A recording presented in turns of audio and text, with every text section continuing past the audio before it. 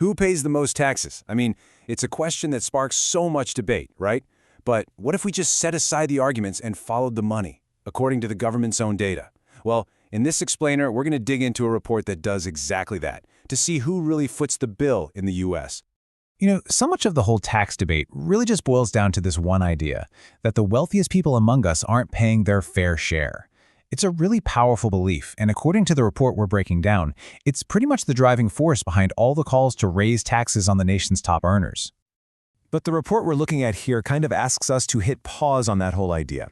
It argues that when you look directly at the official IRS data, well, the numbers start to tell a very different story. All right, so let's get right to the heart of the report's argument. It really all comes down to a single statistic. And honestly, for a lot of people, it's a pretty surprising one. And there it is, 45.8%. Yeah, that's a big number, just kind of sitting there. But what is it? I mean, what does this one number actually represent when you're talking about the entire U.S. tax system? Okay, so here's what that number means. According to this report's analysis of IRS data, the top 1% of earners paid 45.8%. That's nearly half of all federal income taxes in the country. Now, it's super important to remember, we're talking specifically about federal income tax here, not all the other stuff like payroll or state or sales taxes. But for this one massive bucket of money, the data shows a single slice of the population shouldering almost half the entire burden. Okay, so that's the big headline number. But how does the math actually shake out? To really get the full picture, we've got to dissect the data the report is using to back all this up. This is where you really start to see the difference in the rates. The report points out that the top 1%, they paid an average federal income tax rate of over 26%. Now let's compare that to the bottom half of all earners. They paid an average rate of just 3.7%. According to this data, that's a rate nearly 7 times higher for the top group. And it's not just about the rates, it's about the actual raw dollar amounts. I mean, look at this chart. The top 1% paid a whopping $864 billion in income taxes. But here's what's truly staggering. That one group, just the top 1%, contributed more in total taxes than the entire bottom 90% of the population combined. That's wow. This table really puts it all into perspective. Just look at how the tax burden gets more and more concentrated as you move up that income ladder. The top 5%, they're paying 2/3 of the total. The top 10%, over 3/4. But the number that just blows my mind is that last one. The top half of all earners pay a staggering 97.7% of all federal income taxes, almost the whole pie. So if these top earners are paying so much, who are they, really?